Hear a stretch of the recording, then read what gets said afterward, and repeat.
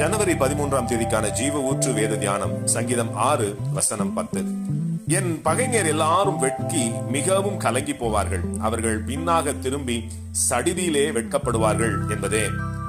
கர்த்தருடைய பிள்ளைகளுக்கு எதிரான சத்துருக்கள் அல்லது பகைஞர்களுக்கு இப்பூமியில் வாழ்ந்து கொண்டிருக்கும் போது தேவன் கொடுக்கும் மிகப்பெரிய தண்டனை என்னவாக இருக்கும் என்று கேட்டால் நீங்கள் என்ன சொல்வீர்கள்?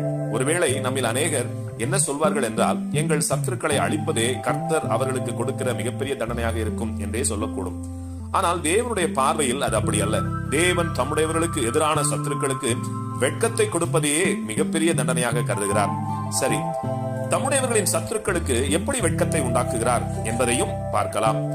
பொதுவாக சத்துருக்கள் அல்லது பகைஞர்களுடைய செயல் என்னவென்றால், தாங்கள் பகைக்கிற மனிதர்களுடைய அழிவை எதிர்பார்த்து காத்திருப்பார்கள். அவர்கள் எந்த விதத்திலும் எழும்ப விடாதபடி நெருக்கடி செய்வார்கள்.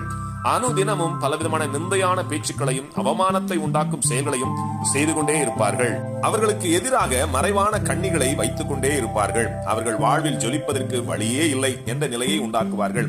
அவர்களுக்கு எதிராக தங்கள் வலிமையை பிரயோகித்து பெருமிதம் கொள்வார்கள். இப்படிப்பட்டவர்களின் எண்ணங்களுக்கும் செயல்களுக்கும் முற்றிலும் மாறாக ஒடுக்கப்பட்ட தம்முடையவர்களை தம்முடைய கிருபையினாலும் வல்லமையினாலும் ஓங்கி வளரச் செய்வார்.